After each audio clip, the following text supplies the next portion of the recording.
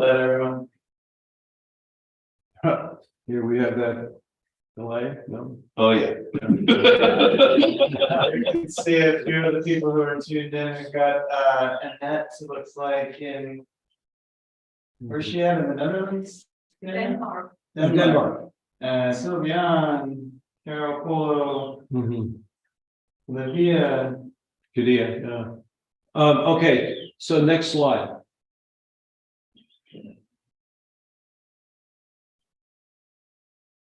Other current events of great importance. Jupiter-Saturn conjunction in Aquarius, not the age of Aquarius. More talk about that more later. But possibly a divine conjunction, heralding the end and beginning of an entire precessional cycle or great year. 2021, 2022, Saturn, square of Saturn to Uranus. 2021, 22, US Neptune in opposition, followed by the US Pluto return beginning. Now, 2023 to 2024, multiple solar eclipse paths crisscross the US. And we'll have a whole presentation on that, which includes the path of the 2012 and the 2017 eclipses. That 4 of them cross, actually, if you use those 2 pathways also. Then we have, of course, Pluto entering Aquarius, the US Chiron return. 2024, 2025, 4th lunar standstill within the turning of the ages time frame. 2025, suggested end of the 4th turning for US, European, quote, civilization in China. 2027, US 3rd Uranus return. And then 2034, turning of the ages, initiatory window closes. What was the next one you've got up there? Because I think this is the one that shows. I don't think I'll go through every one of these. It was a glossary of the words used in this. Actually, go back to the first one. Let's cover some of this. Aeon, possibly the most appropriate term for this inquiry, as it was used by Jung in his late writings, the book Aeon. In this quote, God having major astrological implications, it refers to the zeitgeist of an astrological age. Dane Rajar refers to aeonic consciousness in this context. The etymology comes from notions of age and vital force, a long period of time.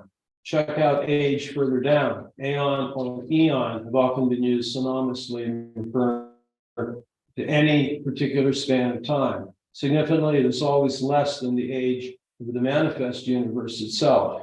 Then other words have been used for this, like era, epoch, age. Age is like era, but more general, not necessarily needing a fixed starting point. It is often seen with expressions like Victorian age or Tudor age. Of course, this is quite connected to the commonly used expressions in astrology, like the age of Aquarius. As I have written and shared about so often, there are scores and scores of suggested starting dates, epoch, for this age. Our school in this presentation can hopefully help resolve this issue. Great year. A great year is one entire precessional cycle, or 12 ages as 1 year, sometimes called the 26,000 year. Each astrological age is one of 12 months in a year. Next one. A saga, a long story, usually from oral tradition. Our school uses this with reference to the long interactions of Venus, Mercury, and Mars, and various stories or overstories can be applied to their dance. Saculum, an ancient Etruscan concept later incorporated by the Romans and others. Originally, it was meant to refer to the oldest living elder at any given time, usually seen as about 90 years. And this was put into one of the 6 converging timelines, which is the 4th turning information that I've mentioned. I related astrologically to 3 Saturn returns, during which there would be 4 generations that would turn over. Mayan long count, 5,125 years, said to begin in 3114 BCE, but that is controversial. The long count was said to end December 21st, 2012, and that is also controversial. Recent research suggests the Mayans backdated the start date, an epoch, to the year the Pleiades conjoined the vernal equinox. 5 of these long counts nearly equal the current accepted length of a precessional cycle. And then there's the Yuga, the Kalpa. We'll skip over that one. Yuga. This is a concept from the Indian subcontinent, can be applied to really long periods of time, and where its recent research and scholarship is established can be synchronized with the precessional cycle. Like the Kalpa, there are many competing opinions.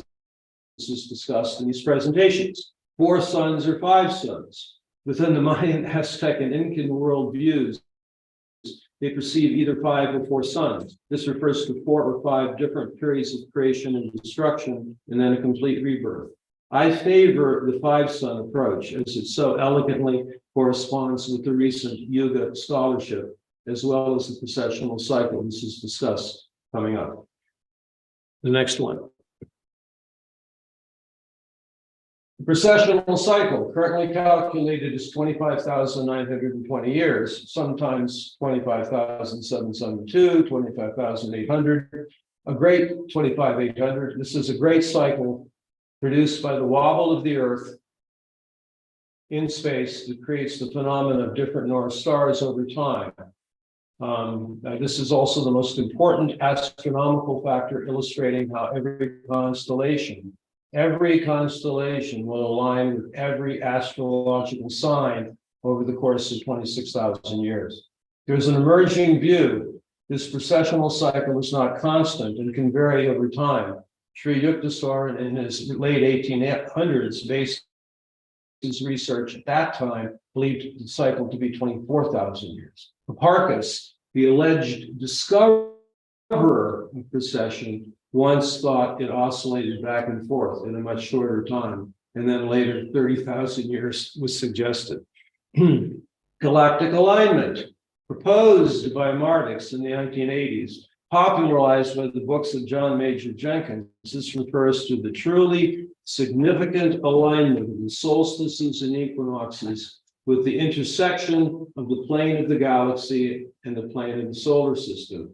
This can occur 4 times in 26,000 years. The first presaging, as I mentioned, was in the book Hamlet's Mill in 1969. Even Rijard did not know about this, actually. His work does not refer to the galactic alignment. The turning of the ages originated from Daniel Giamario in the 1980s. This is another term somewhat similar to the galactic alignment. Our schools suggest the time period, as I mentioned, 1962 to 2034. And then the cosmic year, 225 to 250 million years, the amount of time for our solar system to go around the galactic center. Now, we don't use that long of a cycle. Why? You can actually have a kinesthetic experience of 1 degree every 72 years. Try having a kinesthetic experience of 250 million years. Not so easy. So, yes. It said that number somehow shows up in the Maya somewhere. Have you come across that? As far as their larger view of the yugas, the larger times periods when they related to kalpas, yes. So the next one, please. This, the one that's the, okay, we can do this one first. Interesting data, precessional cycle, 25,920 years. Complete Yuga cycle, 25,352 years. Mayan 5-sun cycle, 25,605 years. I began putting these pieces together, and it can be displayed by that chart that we can put up now. The 1 to 6. No, here we go. This one. This is what you all in the group here in our class here today have as a handout. So this will show the astrological ages And here we are now. Aquarian. And then it shows the dates of the different, and by the way, you putting the name there is not the sign. It's the constellation. And it's when that constellation lined up with the March equinox. So this is an incredibly important thing that we need to discuss here, which is that when people talk about the age of Aquarius, even many astrologers with a lot of experience will mix this up. They'll think the age of Aquarius has something to do with the sign. I will not say that it has nothing to do with the sign, but it's primarily the constellation of the water bearer that lines up with the March equinox. And actually, 3 other constellations line up with the other points. So if you are we used to use the expression in the 80s, if you are a spring equinox chauvinist, then you're only going to be talking about the age of Aquarius. Well, there's the whole world and there's all 4 points, and not every part of the world is based on calendar, 0 Aries, beginning at the March equinox. So we actually attribute the understanding of ages turning to 4 different ages turning. So relative to the March equinox, it would be, of course, the water bearer. And we picked the date 1998 as the beginning of that. And we have a whole description of that we can show you later. And then also, you could say the age of the lion, Leo, is the opposite point. And then we would have the age of the December solstice is actually going to be moving into the Scorpio. The problem there is that the name of the sign and the name of the constellation are the same. And then the bottom of a generalized chart of the world is going to have the bottom of the chart, or the June solstice, is going to be the age of the bull, Taurus. So this actually relates to the biblical stuff also, where you have the 4 great, Ezekiel and Daniel, and the 4 beasts that mark the cardinal points. And that was 6,500 years ago when those constellations once before marked the cardinal points, north, south, east, and west. Daniel, Yes. can I ask a question? Okay, so in our school, of course, we're using Western, or we could say seasonal astrology versus sidereal star. Turning of the ages is actually going into the water bearer, Right. but really we could be saying from our perspective, we're going into the age of Pisces. All right, because it's really, if we look at the season of what we're actually moving into, based on the Yes. So, where the constellations are not the signs. This will be, I'll get into this more maybe in about 15 minutes. Okay. Describing this issue. Okay. Okay. We talked about this actually in one of the sessions yesterday, which is how actually last night, that actually the constellation of the water bearer did have some bearing on the creation of the sign, but a lot was missed. It's water. So it's the area of the sky that is water. And then when the Hellenistics came up with the signs, in their system, a completely different system, then they created the sign of Aquarius as an air sign with different characteristics. And they left out a lot of the stuff that had been originally in the Enki constellation. Right. But we use, when we talk about a sign, we also talk about the influence of the stars behind it, and it's changing every 2,160 years. Right. But so the sign of Aries has an essence. 6,500 years ago, the bull moved in alignment with it. Right. So that shifted a bit the essence of Aries, as there was a Taurian transfusion was coming through, a bull transfusion. And then 2,000 years later, there's a ram transfusion. 2,000 years later, there's a fish transmission into the sign of Aries. So it's a profound mystery. Well, I'm just wondering why you haven't chosen with the school to talk about we're actually moving into the age of Pisces. Just to be radical and be, because it's actually. Well, because that, okay, this is a little off topic. Okay. I wrote an essay regarding this about why we use the signs and love the constellations.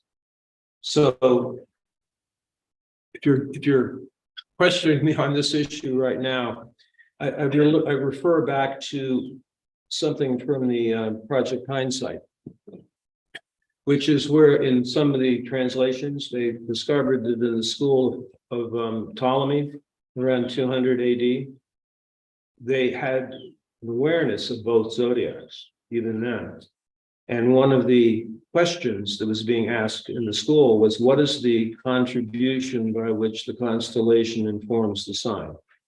And that is what we're exploring, which is why we update the meanings of the signs, because of the transmissions that are coming from different constellations at every given time in history. But if people are familiar with the characteristics of the signs, and if you start using water bearer, right, you know, the age of the water bearer, well, the Chinese have a different understanding. The Aborigines project different images. So I guess you're taking me off the stream I'm having here. That's okay, sorry, right, we'll get that later. I thought it was really an irrelevant question. Okay. For later. So I wanted just to show what else we've come up with here. So here we have the yugas, and we have one entire cycle, and then you kind of relate it also to geological time. So it was 33,000 to 19,000 years ago was the last glacial maximum. And then the maximum glaciation was 26,500 years ago. And then we have the deglaciation happening during this time period. According to the yugas, the golden age, the previous Sat Yuga, golden age, was in this time period here. And that was, see, if you're Eurocentric, oh, but Europe is covered in ice during that time. However, that was not the case around the equator. So there's a marvelous maritime civilization that's happening in the area of Sundaland and other parts of the world happening at that time. And also there's areas of Central Asia where the Denisovan and the Altai and the civilization was taking place. That was not glaciated during that time. And there's a lot of alternative historians have gone deeply into that time period. And that's also the time when Deneb is the North Star. And that's the only time period where Deneb as a North Star, the only one of the North Stars that will be in the Milky Way. So during that time period, the Milky Way is like perpendicular to the horizon. And all of those ancient mythic stories of a bird at the top of a pole, or the world tree, a vulture, or a stork, or an eagle, or a swan at the top of the world tree. Well, that's of course where Deneb is. It's in the constellation that we refer to as the swan. And Deneb is the North Star at that point, right at the time period, according to this latest Yuga research, is the previous golden age. Okay, interesting. And then we have this remarkable thing that happens in geological time, which is the Younger Dryas. Now, this is absolutely confirmed that this happened. As deglaciation is happening, something happens. Some researchers believe it was a major cometary strike. Others believe that it was solar events, plasma hitting the Earth. And what happened is there's something that in our modern language is called a nuclear winter, where basically there's no sun getting through. And you basically then have a glaciation that happens far more extreme than what would have happened 26,000 years ago. And then for 1,200 years, there's just massive ice everywhere. And then some other, according to Robert Schoch, some other solar event happened, and there's a really fast meltdown. And in the course of just years, you have the oceans going up about 300 meters. And then you have the great flood stories everywhere. You have survivors, showing up in different places. We recently did a ceremony that was called the Festival of the Red Swords, or the Feast of the Red Swords, which goes back to, it was kept by the Druids, but it goes further back to when the survivors of the Lower Dryas catastrophe of different nations, different persuasions, decided we have to get together and cooperate and survive together. So it was a covenant of cooperation after the previous catastrophe that happened. And that happened last December, actually, December, at the time of the Mars occultation, and the December 7th, if I remember correctly. And this corresponds to halfway back in the precessional cycle. And so like a good way of thinking of that is to think of the Sphinx in Egypt, where it's on exact cardinal direction. And it's a lion-like being looking to the east. Well, it's talking about, it's actually representing the mirror image of the sky of what is happening right now. Right now, if you stand in front of the Sphinx and look east, the beginning of the water bear constellation is coming up. 12,800 years ago is a mirror image. It would be the lion coming up due east. And some say there's different controversy about it. Bridjar thought that the Sphinx was represented the union of the constellation of the priestess, called Virgo, and the constellation of the lion, Leo, and it was the head of a woman and body of a lion. That was his view. And other esoterists think that. Other views are that the Sphinx is an amalgamation of the four great beasts, in representing a quarter turn, a full turn in the great year. We don't really know for sure why, because that's not the original head of the Sphinx. and I am pretty sure, based upon research that's been done by people out of the mainstream, not mainstream scientists, but that the Sphinx certainly goes back at least to that time period because of the water erosion on the Sphinx. I know that the underground portions of the Giza pyramids are far older. The top portion of them may only be 3,000-4,000 BC, or 1,500, 2,000 BC, but the entire complex is much older. If you go down below and see what's below the Giza pyramids. So there's something real, and Göbekli Tepe also is from that same time period. I had that's the place in Turkey that overturned the views of so much orthodoxy that you have to have cities before you can have monumental structures like that. In fact, they were apparently not built before big agriculture happened and the growth of the population. So we have the correspondence here. We won't take too much more time here to go through all of it. Go over to the 5 suns. So here we have, if you have 5 suns, it goes back also to 26,625 years ago. So it's actually really similar dates for all of this.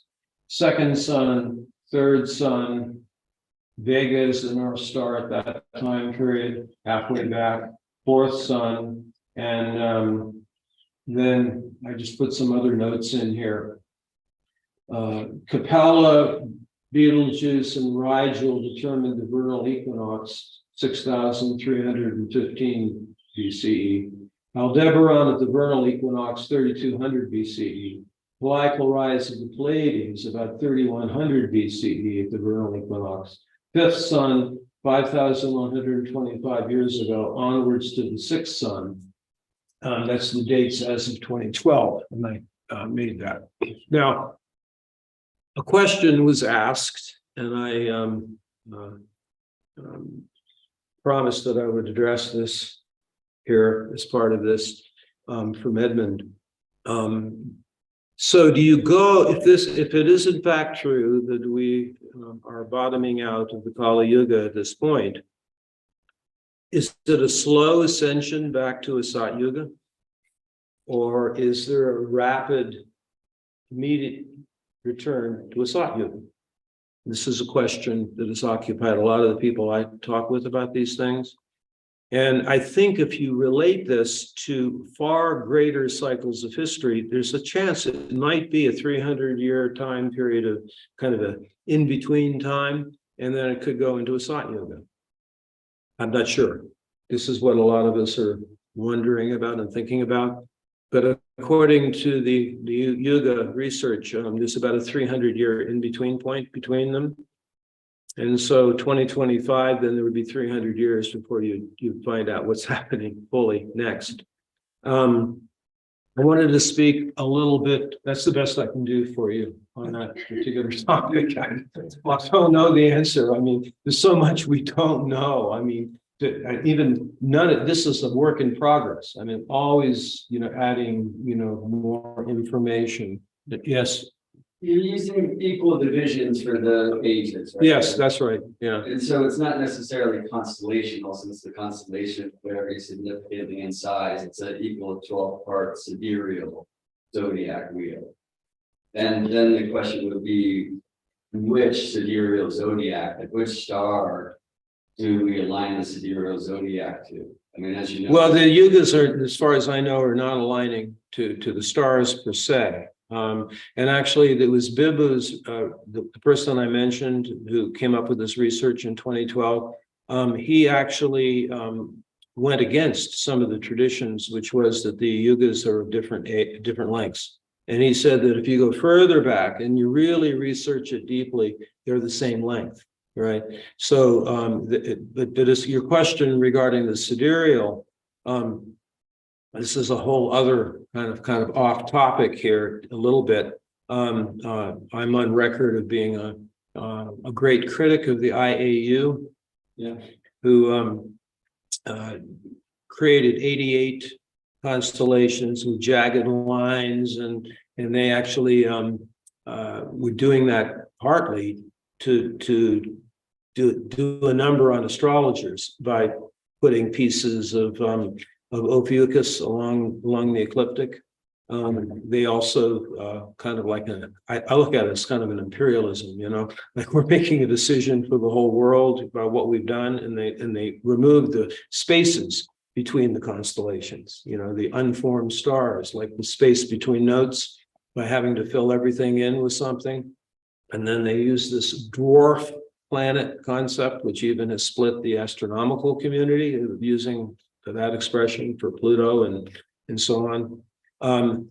The issue of sidereal constellations, the Babylonians and the Sumerians, as you know, it was a 12 by 30. So they actually, the first sidereal zodiac, they took Aldebaran and they took Antares and made them the prime fiducials. And they put 15 degrees on either side. So you have the bullseye in Aldebaran, and then the heart of the scorpion. Yeah. And then they would measure the 30, 30, 30 from the 15 on each point. That was Cyril Fagan's research on that. Later, in other sidereal zodiacs, I know that in India, they have 4 or 5 different systems, and at which different prime fiducials, and most of them use Spica at this point. It's like, the issue here that we're speaking of is that if you have a circle, the question would be, where do you start the circle? And you need to have something from the outside coming in to cut the circle somewhere. And so the tropical zodiac decided to do it at 0 Aries. So you have something coming in, cutting it at 0 Aries, and then you create 12, 30-degree portions. But if you use the stars, this is why there are so many different proposed dates for the beginning of the age of Aquarius. Rajar in his lifetime had two different dates he came up with. One in 2011 when Regulus became in alignment with the sign of Virgo. And he said, well, that's the beginning of the age of Aquarius. And he was really into that whole thing about where that junction in the sky between the priestess and the lion. Later, he gave a date after 2100 for it, and there's so many other proposed dates. I'm going to show you something in a few moments about how we resolve that issue.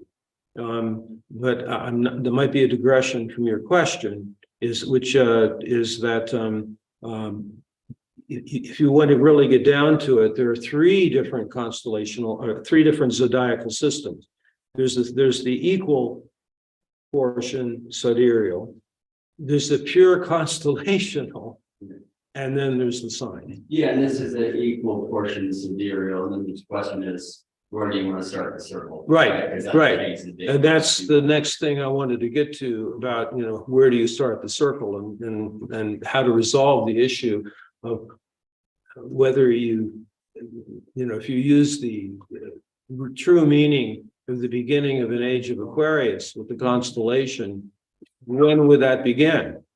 Based on this larger framework I'm sharing.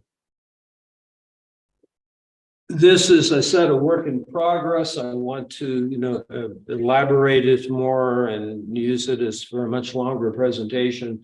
But this has really been kind of blowing my mind a lot ever since I had read the latest yoga research. But before we go to that, I wanted to share a few things with you about Kali Yuga itself. So Alwyn, go to the next. Oh no, let's do this. This is great. I never know what's going to come up next here. Okay, so this is from an earlier presentation, and I know it would help in what we're doing here for the live stream today. This is something that shows over the course of 26,000 years where the different North Stars are. So right now, we have Polaris as the North Star. But one of the great wonders of the night sky is that there is this constellational group called Draco, the dragon, or the snake, the dragon, hugely important in China. And it's remarkable that its throat, this area right here, which could be considered to be the throat chakra area of this great dragon, is right at the center of the circle. So over the course of 26,000 years, due to the wobble of the Earth, it's wobbling in 26,000 years. And so all these different stars get to be north. So right now, north is pointing at Polaris. 12,000 years ago, then it's over in this vicinity, here, Vega. And then Deneb, you can see that was about 15,000 years ago. Back about 4,000 years ago, the star Thuban, which is part of Draco the Dragon, pointed north. See, these are all the different portions in the constellations were north. And there's certain time periods where there is no North Star. Just as I'm in the southern hemisphere now, there is no South Star. But very conveniently, the constellation in the southern hemisphere called the Southern Cross, Crox, you can easily learn how that points to exact south. One of the really cool things about where I live right now, the same thing for Hawaii, I'm at 14 degrees north latitude, is you can actually see the North Star and Southern Cross at the same time, which is really cool. So you can get that whole representation. What do we have next here? We have the gates. I think that this we can spend a little time on this. This helps us. This will help us understand the issue of where do you start a circle. When you look at the night sky, there are two places in the night sky where the plane of the ecliptic and the plane of the solar system, the ecliptic, and the plane of the Milky Way intersect. Two crosses in the sky. You cannot see them both at the same time, but they're opposite of each other. So one will rise as the other sets. These two crosses in the sky are really the key to seeing a framework that is larger than the circle, because it's something cutting the circle from the outside. So here we have the Golden Gate. The Golden Gate is a galactic center. So we have the plane of the Milky Way and the plane of the solar system. And when the sun at the solstice is at the intersection point, you have a great turning. And that's one of the crosses in the sky. Let's look at the other one, the Silver Gate. Now, this is a very well-known part of the sky. The current astronomers refer to it as a hexagon, but they don't include the way the Lakota looked at it as the sacred hoop. And the Lakota looked at it as including the Pleiades. This is actually, the slide doesn't have the whole circle, sorry. So we have Rigel, we have Procyon, we have Capella, and up here is Aldebaran, which is what the current astronomers create the hexagon. But the circle of stars, I believe it is actually one of the original sources of the esoteric symbol of the circle with the cross. So you have the plane of the Milky Way and the plane of the solar system intersecting right here in between the left foot of the twin and the left horn, which doesn't show it quite well. I know that I know Brett, you have really great visuals on this. Here we have also, this is the hand of Orion, the club, and right at the top of his hand is where the sun at the June solstice is in our time. So June 21st, the sun is on the cross, but this is the galactic edge. This is where new creation is coming in from the outside. Well, galactic center is like where, depending on how you're looking at it, it's the die-off. It's where you go into the black hole and be recycled. Or it's also those who look at it from a different perspective would say, oh, it's where you ascend. It's where you go, you finish your journey here, and you go through the black hole and you become a creator of another universe, after you've finished your journey. And that's at the galactic center. Now, what's important about this is that you can see this in the sky, and it's these two crosses in the sky that give you a clue as to where to cut the circle, where you actually begin your coordinates. So if you think about this for a moment, if 26,000 years could be thought of as 1 year, how do we normally divide up a year? 4 seasons. What is more important than a month would be a season.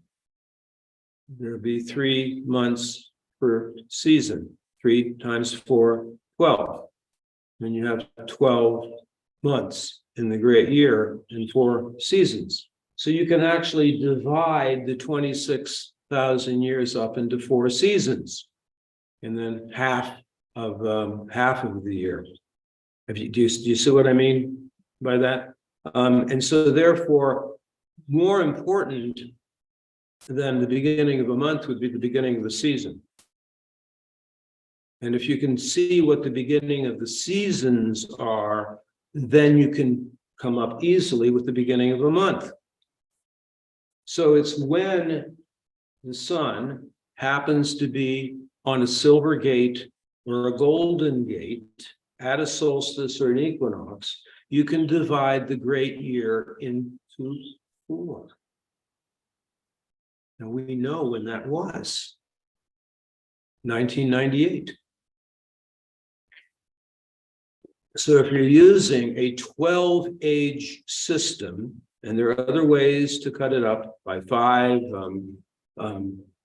Actually, I understand that there's an esoteric tradition in Japan that divides it up into 7 different North Stars, 7 North Star ages. So you can actually divide it up differently, but we tend to like to use the 12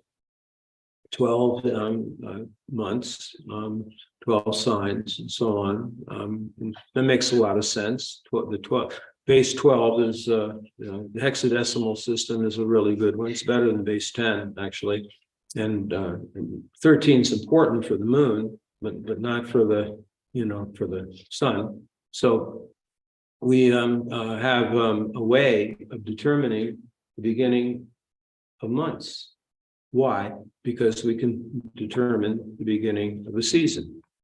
And so in 1998 was a turning of a season, just as 12,800 years ago was.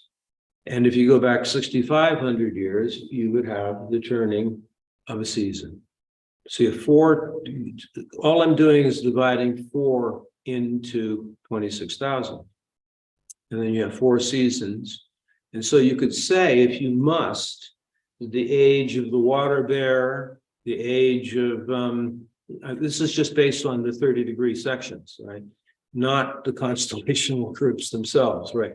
Just the 30-degree apportionment.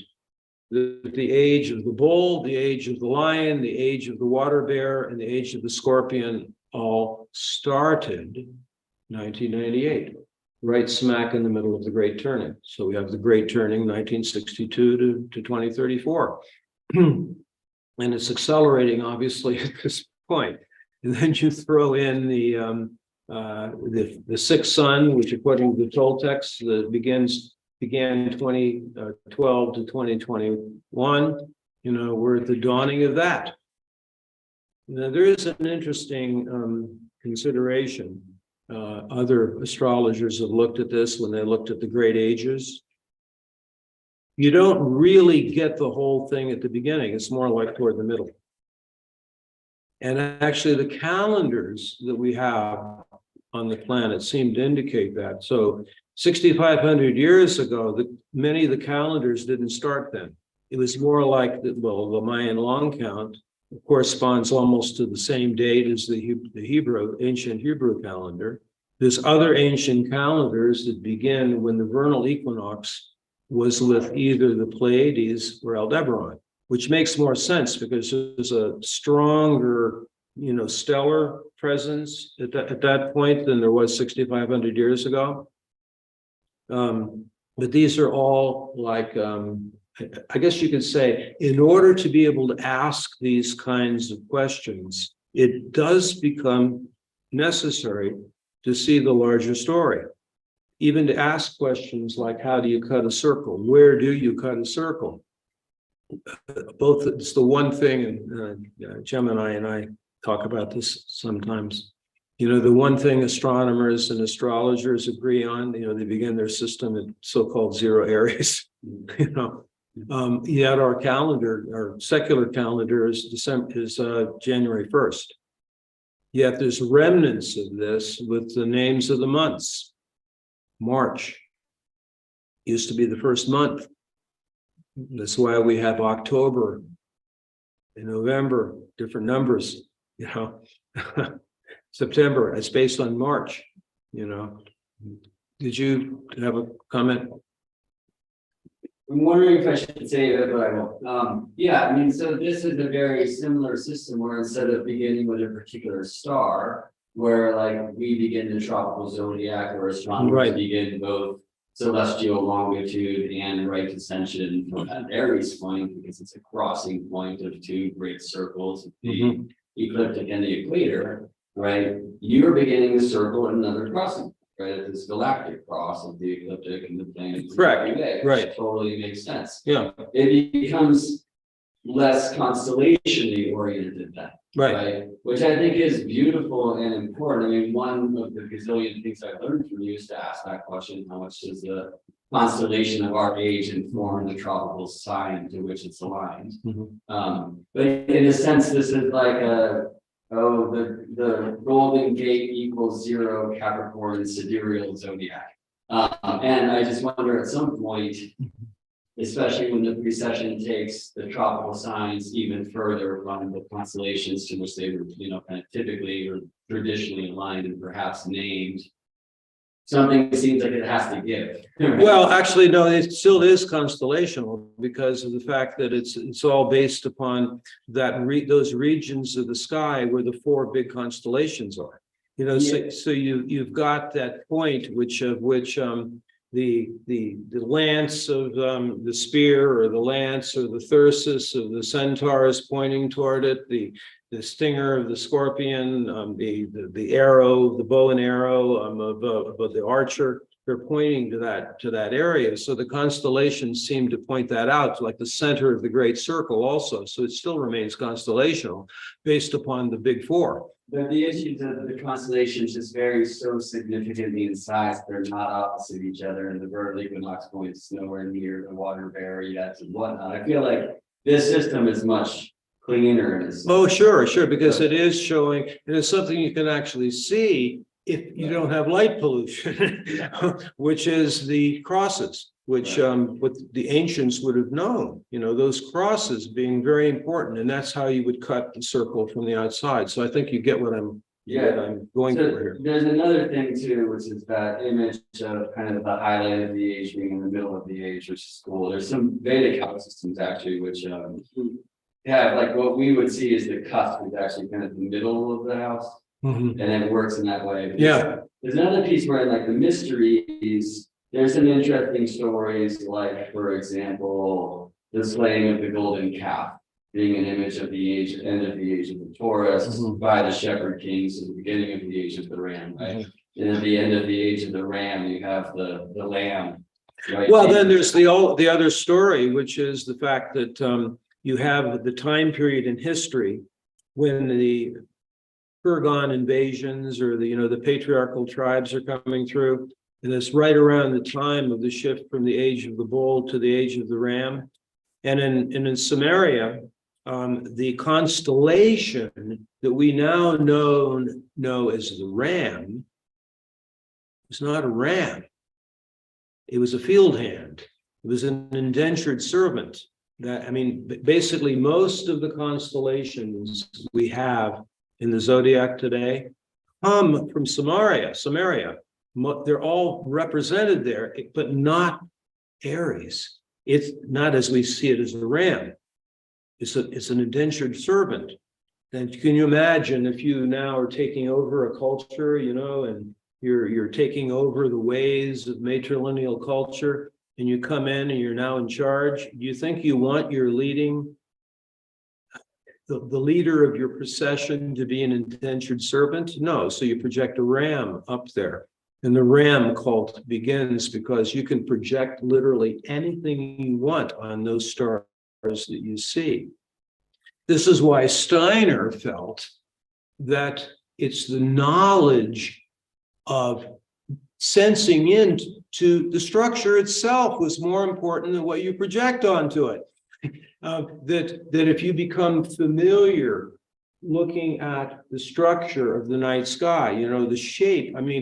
I used to say this back when I would do night sky presentations, is that when we wake up into a life and you look at the stars of Orion, if you've been on this planet before, wow, I've seen that before. The imagery is emblazoned in our karmic memories.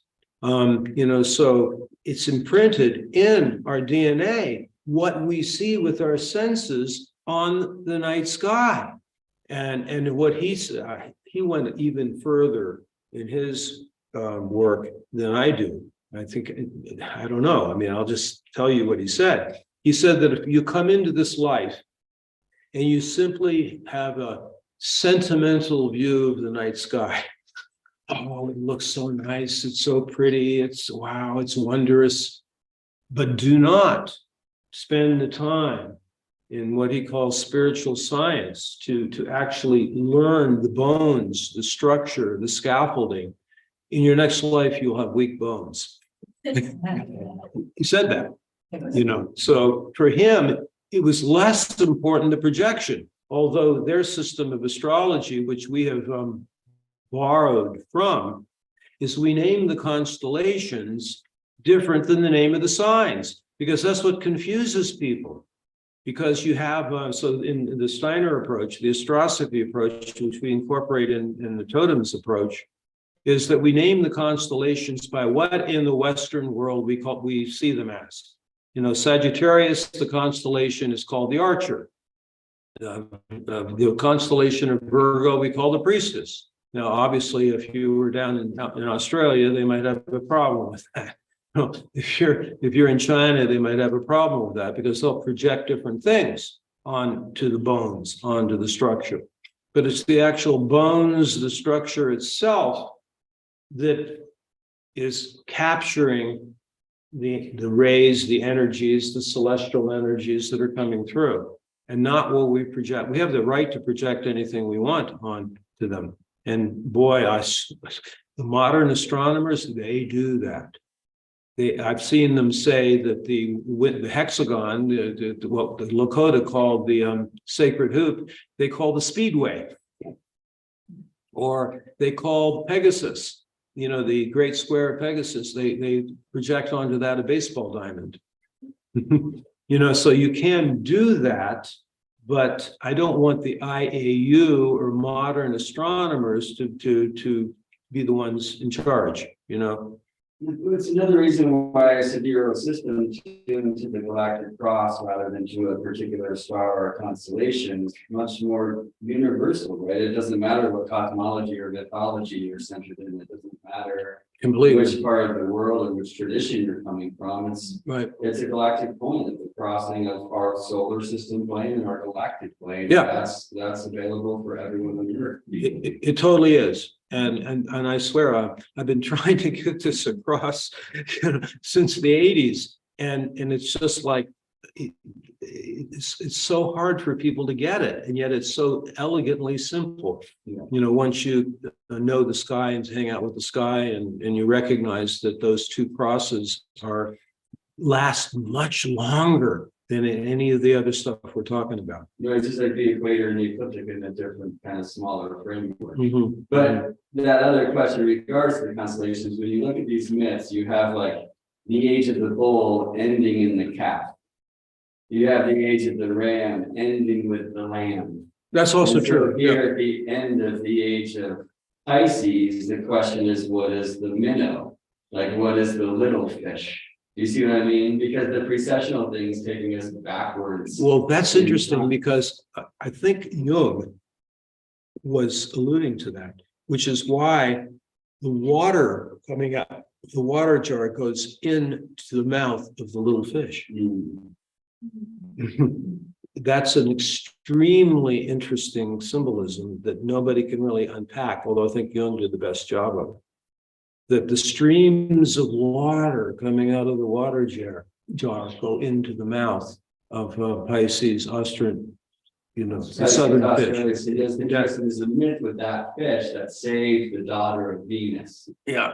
Who, because she and Cupid turned themselves into fishes to escape Typhon, right? Which is the story. Well, there's that too. The fish's constellation. The southern fish is said to be that Venus had a daughter that revered fishes so much because they saved her mother, that she kept a sacred pool of fishes, and that she fell in at one point and the young fish came and caught the young girl and saved her. I think you might have unpacked something that I was trying to discern from Jung's book, The Aeon. Very, very interesting.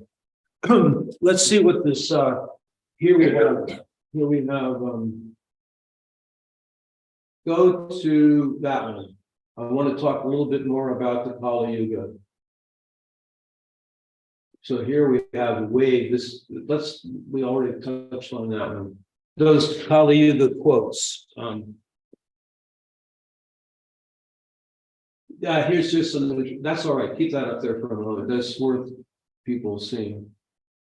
Vega, the North Star, 13,000 to 11,000 BC. Deneb, the Milky Way pointed north. Back in the Satyuga. And Castor and Pollux at the vernal equinox, 8490 BC. And some of these other dates we looked at. 3100 BC, Hawaii rise of the Pleiades at the vernal equinox. And some say that was the thing that inspired the backdating of the long count. And then ascending Kali Yuga to the next ascending Kali Yuga, 25,352 years, or almost exactly the same as one precessional cycle in one great year. Okay, go to the next one.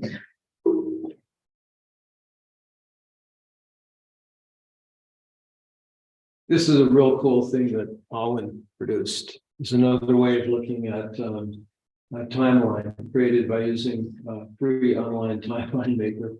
It shows the relationship between the ages and the different yugas. It's anyone who has will be sending out the slides for this one. Yeah. Okay, go to the next one. Signs and symptoms of the Kali Yuga and a major precessional shift. Signs of devolution, using devolution in contrast to the related concept of involution. So what I mean, so involution we use in the school as part of the reciprocity between fire and air, evolution, earth and water, involution. But this is a different use. So this is devolution. And so the multiple aberrations, hierarchical patriarchy, patrilineal family structure, fundamentalist monotheism, dominion over nature, materialism, abstracted language, and the myth of progress. Actually, one of my favorite researchers, Robert Lawler, who's done the most remarkable stuff on Aboriginal traditions of Tasmania and in Australia. In his books, he just calls it out. He says, you know you're in Kali Yuga when patriarchy shows up. It's the sign that you're near the end when that happens. And it's not has anything to do with evolution. It's not progress. And anyway, go to the next one. So those things are all multiple aberrations. This is from his book, Voices of the First Day. And this is in the Vishnu Puranas, the mythological text of the Hindus. This quote really nails it. Kali brought sin into the world, and the Kali age, Kali Yuga, the proper order of human relations is reversed. Social status depends upon the ownership of property. Wealth has become the only source of virtue. Passion and luxury are the sole bonds between spouses. Falsity and lying are the conditions of success in life. Sexuality is the sole source of human enjoyment, and religion, superficial and empty ritual, is confused with spirituality. And this was written more than 2,000 years ago. It describes bullseye, the inversion.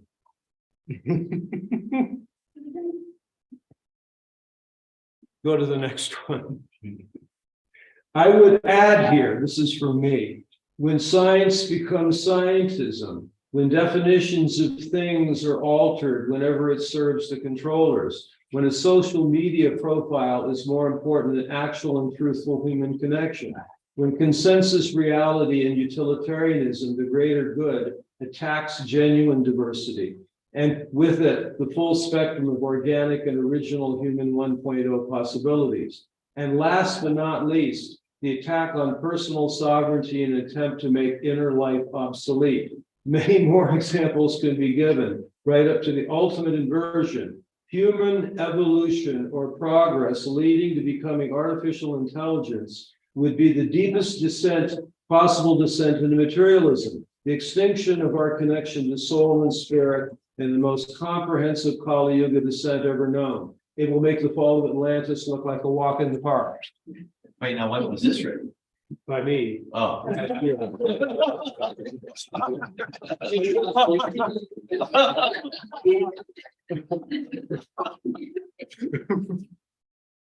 The updated version. Right, right. And so that's. Where was that original text from? The college of what? It was, I got it from the book, Voices of the First Day, Okay. but it's from the Vishnu Puranas. Can I just, You want to go back to that for a minute? I want to just, I just wanted to get a copy of that. So I can get it. Yeah. We'll give these slides up there. Yeah, that's fine. Great.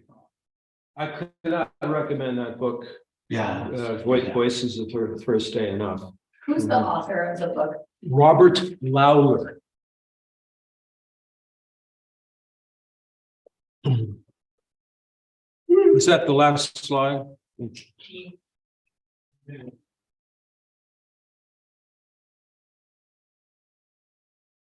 Let me see if there's anything else I wanted to cover in this for the live stream.